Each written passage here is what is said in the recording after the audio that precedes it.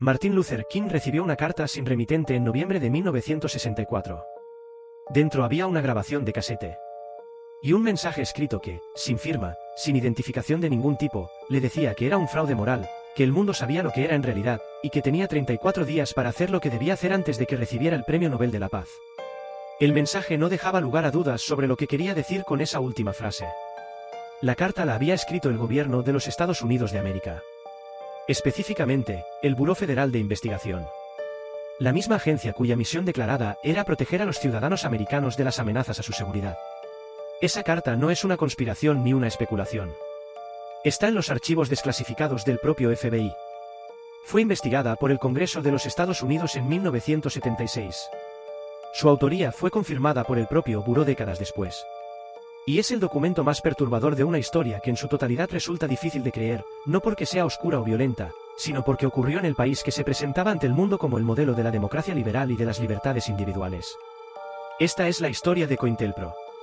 Y lo que revela sobre el funcionamiento del poder cuando opera sin supervisión real sigue siendo relevante hoy. Quédate hasta el final porque hay dos elementos en esta historia que la mayoría de los relatos no cuenta con suficiente profundidad. El primero es quién descubrió COINTELPRO y cómo, que es uno de los episodios más extraordinarios de toda la historia del periodismo y el activismo americano del siglo XX.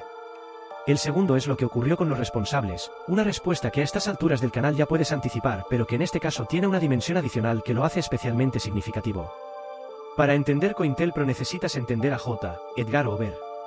Hoover fue director del FBI desde 1924 hasta su muerte en 1972, 48 años al frente de la principal agencia de investigación del gobierno americano. En ese tiempo construyó algo que iba mucho más allá de una agencia policial. Construyó un sistema de poder personal sostenido en la información. Hoover acumulaba archivos sobre políticos, presidentes, senadores, jueces, periodistas y líderes sociales. Archivos con información comprometedora, detalles de vidas privadas, conversaciones grabadas ilegalmente, relaciones extramatrimoniales, supuestas simpatías políticas indeseables. Esa información no era solo para uso en investigaciones legales. Era una palanca. Un instrumento de control que permitía a Hoover mantener una posición intocable durante décadas, porque quien pudiera haber cuestionado su autoridad sabía que Hoover probablemente tenía un archivo sobre él. Hay un aspecto de COINTELPRO que resulta especialmente revelador y que muchos relatos sobre el programa pasan por alto, el alcance real de su red de informantes. El FBI no solo infiltraba agentes profesionales en las organizaciones objetivo. También reclutaba miembros ordinarios de esas organizaciones, personas que no tenían ninguna formación como agentes pero que aceptaban, por distintas razones, proporcionar información sobre sus compañeros. Algunos lo hacían por dinero. Otros por presión o por miedo a consecuencias legales que el FBI les amenazaba con aplicarles si no cooperaban. El resultado era que en muchas organizaciones del movimiento por los derechos civiles, una parte de los propios miembros reportaba regularmente al FBI sobre las actividades, los planes y las conversaciones internas de sus compañeros. Ese clima de desconfianza, una vez instalado, era extraordinariamente difícil de erradicar incluso cuando se conocía la existencia del programa. La dimensión del programa que afectaba a organizaciones más allá del movimiento por los derechos civiles también merece atención. COINTELPRO no fue solo contra King y las Panteras Negras. Operó igualmente contra el movimiento antibelicista que protestaba contra la guerra de Vietnam, contra grupos de la izquierda blanca como los Estudiantes para una Sociedad Democrática, contra el movimiento chicano, contra grupos de defensa de los derechos de los nativos americanos. En total, el programa acumuló expedientes sobre cientos de organizaciones y miles de individuos. Muchos de ellos nunca supieron que tenían un expediente en el FBI. Algunos lo descubrieron décadas después al solicitar sus archivos mediante la Ley de Libertad de Información. Y encontraron registros meticulosos de sus actividades, sus contactos, sus desplazamientos y sus conversaciones, acumulados durante años por una agencia que había decidido que constituían una amenaza sin haber presentado ningún cargo formal contra ellos. Hay también la historia de las organizaciones que el programa logró destruir efectivamente. El Socialist Workers Party, que había sido uno de los objetivos de COINTELPRO desde el principio, demandó al FBI en 1973 y obtuvo en 1986 una sentencia favorable que reconocía que el programa había dañado ilegalmente a la organización durante décadas. Era uno de los pocos casos en que una organización víctima de COINTELPRO consiguió algún tipo de reconocimiento judicial de lo que le había ocurrido. La mayoría de las organizaciones simplemente habían dejado de existir, destruidas por las divisiones internas, la desconfianza y el acoso sistemático, sin haber podido nunca demostrar en un tribunal lo que les había pasado porque los documentos que lo habrían probado estaban clasificados en los archivos del propio FBI. El programa, que oficialmente se llamó COINTELPRO, acrónimo de Counterintelligence Program, comenzó en 1956 con un objetivo inicial que parecía razonablemente justificable en el contexto de la Guerra Fría: neutralizar al Partido Comunista Americano. Pero lo que empezó como una operación de contrainteligencia dirigida a organizaciones con vínculos directos con potencias extranjeras se expandió con rapidez hacia objetivos que no tenían ninguna relación con ninguna amenaza a la seguridad nacional. En los años siguientes, COINTELPRO amplió su foco hacia organizaciones del movimiento por los derechos civiles, grupos de izquierda, movimientos antibelicistas, organizaciones feministas, grupos de defensa de los derechos de las comunidades negras, y, en general, cualquier voz que cuestionara el orden establecido de una forma que Hoover considerara peligrosa. Las técnicas que el programa empleaba estaban diseñadas para destruir desde dentro. La primera era la infiltración. El FBI introducía agentes encubiertos en las organizaciones objetivo, personas que se hacían pasar por miembros convencidos y que desde dentro sembraban desconfianza, reportaban actividades a la agencia y en algunos casos provocaban deliberadamente divisiones internas. La segunda era la desinformación. El FBI fabricaba y difundía materiales diseñados para dañar la reputación de los líderes, crear conflictos entre organizaciones aliadas o hacer creer a grupos que estaban siendo espiados por sus propios compañeros. La tercera era el acoso directo, llamadas anónimas a los empleadores de los activistas, cartas a sus familias con información falsa, presiones sobre sus arrendadores para que los desalojaran, interferencias en sus vidas cotidianas diseñadas para crear un estado de angustia constante. Y luego estaban las cartas. El FBI enviaba cartas anónimas, aparentemente escritas por miembros preocupados de las propias organizaciones, acusando a los líderes de corrupción, de traición, de conducta moral inaceptable. Fabricaban evidencias de infidelidades para enviarlas a los cónyuges. Creaban tensiones entre figuras que podrían haber sido aliadas enviando a cada una mensajes que les hacían creer que la otra los había traicionado. Era una operación de ingeniería social a escala, diseñada no para obtener información sino para destruir estructuras que el FBI consideraba amenazas. El objetivo más vigilado y más activamente perseguido de todo el programa fue Martin Luther King. Hoover consideraba a King el negro más peligroso de América, según sus propias palabras en documentos internos.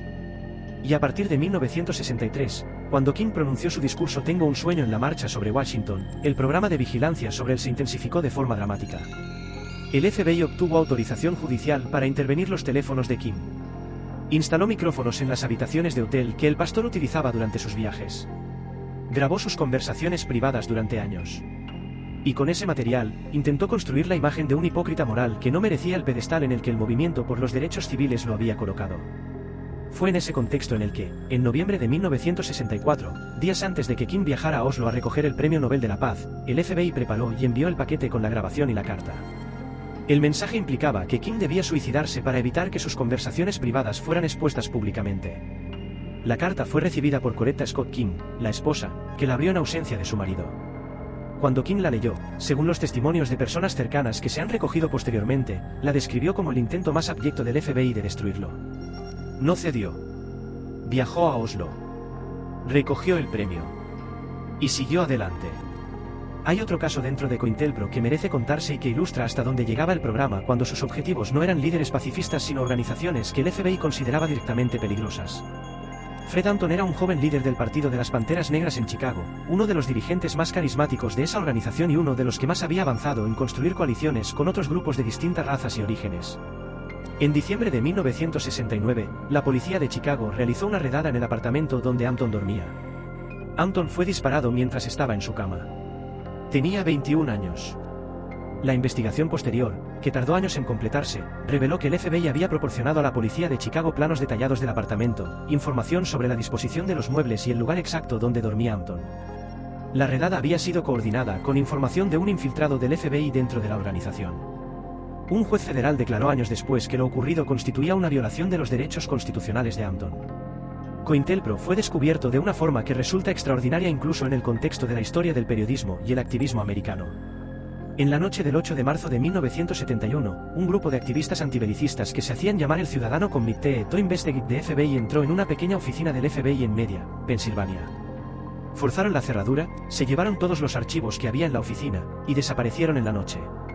En los días siguientes, enviaron copias de esos documentos a varios periodistas y congresistas. La mayoría de los periódicos se negaron inicialmente a publicarlos. El Washington Post sí lo hizo. Y entre los miles de documentos robados aparecía repetidamente un nombre en clave que nadie fuera del FBI había visto antes: COINTELPRO.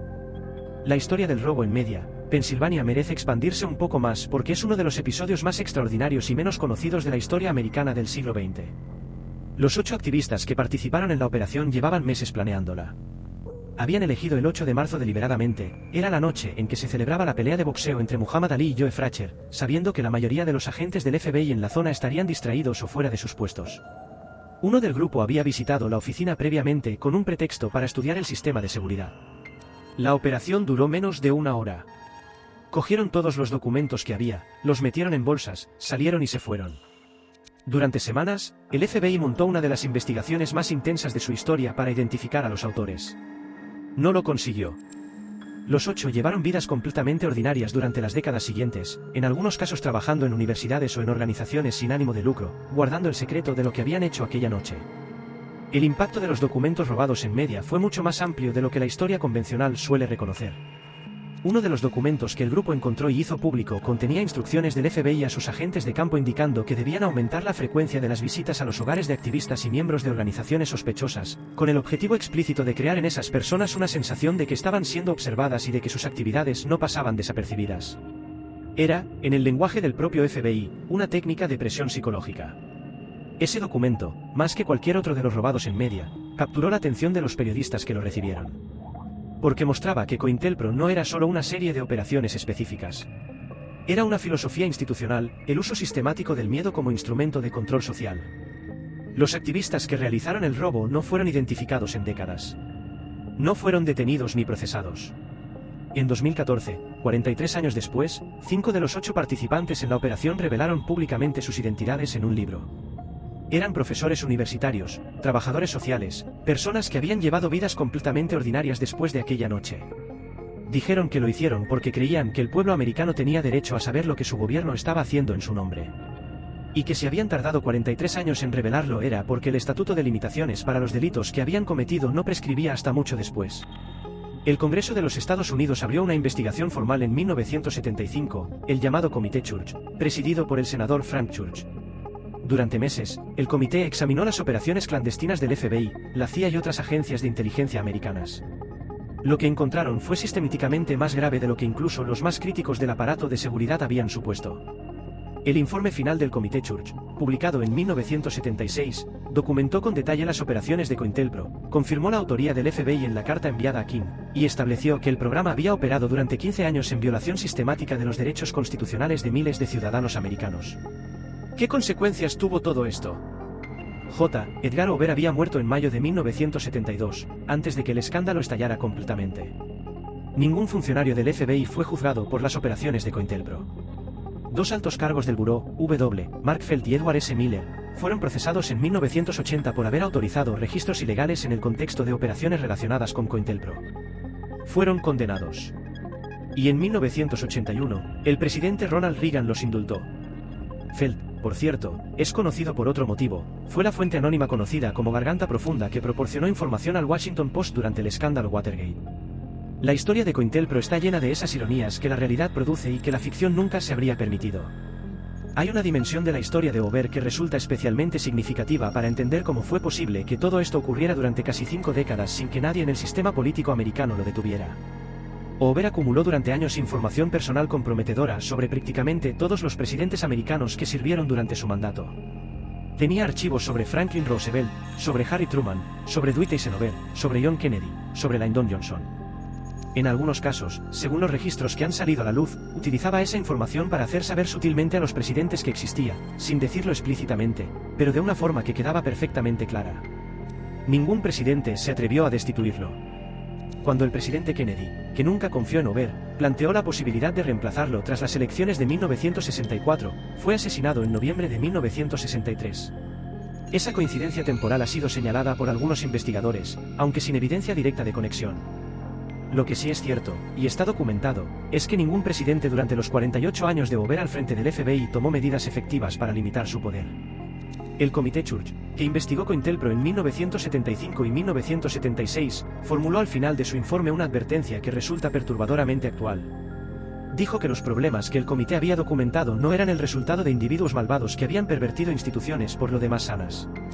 Eran el resultado de instituciones que habían sido dotadas de poder sin dotarlas de la supervisión necesaria para asegurarse de que ese poder se ejercía dentro de los límites de la ley. y que sin cambios estructurales reales, las condiciones que habían hecho posible Cointelpro seguirían existiendo, bajo otros nombres y con otras tecnologías, en el futuro. Esa advertencia se formuló en 1976. ¿Cuánto de ella se ha cumplido? Es una pregunta que cada generación tiene que hacerse por sí misma. El FBI emitió una disculpa formal por la carta enviada a Martin Luther King en 2023. 59 años después de que la carta fuera enviada. La directora del buró, Kimberly Cheatle, escribió en una declaración que lo que el FBI hizo fue incorrecto, que violó los derechos del reverendo King y que el buró lamenta profundamente esas acciones. Nadie vivo que trabajara en el FBI en 1964 estaba ya en posición de recibir ninguna consecuencia por esa declaración. Era un gesto. Un reconocimiento tardío de lo que los documentos desclasificados ya demostraban hacía décadas. Lo que Cointelpro revela sobre el funcionamiento del poder es algo que va más allá de las acciones específicas del FBI o de la figura personal de Hoover. Revela lo que ocurre cuando una institución con enormes recursos y capacidades técnicas opera durante décadas sin ninguna supervisión externa real, convencida de que su propio criterio sobre qué constituye una amenaza y cómo debe ser neutralizada es suficiente justificación para cualquier acción. El FBI de Hoover no creía que estuviera haciendo algo ilegal, aunque lo era. Creía que estaba haciendo lo necesario para proteger a los Estados Unidos de sus enemigos internos. Y esa convicción, combinada con la ausencia de supervisión, produjo exactamente lo que siempre produce, abusos sistemáticos que nadie dentro del sistema tenía incentivos para detener. La pregunta que Cointelpro deja abierta es la misma que dejaban abiertos los vídeos anteriores de este canal, formulada en un contexto diferente. Si el FBI fue capaz de esto con la tecnología de los años 60, con los medios de vigilancia de aquella época, con el nivel de supervisión que existía entonces, ¿qué es capaz de hacer hoy una agencia de inteligencia con acceso a comunicaciones digitales, redes sociales, geolocalización permanente y capacidades de procesamiento de datos que en 1964 no existían ni como ciencia ficción? No es una pregunta retórica. Es la pregunta que define uno de los debates más importantes de nuestro tiempo. Y que no tiene una respuesta cómoda.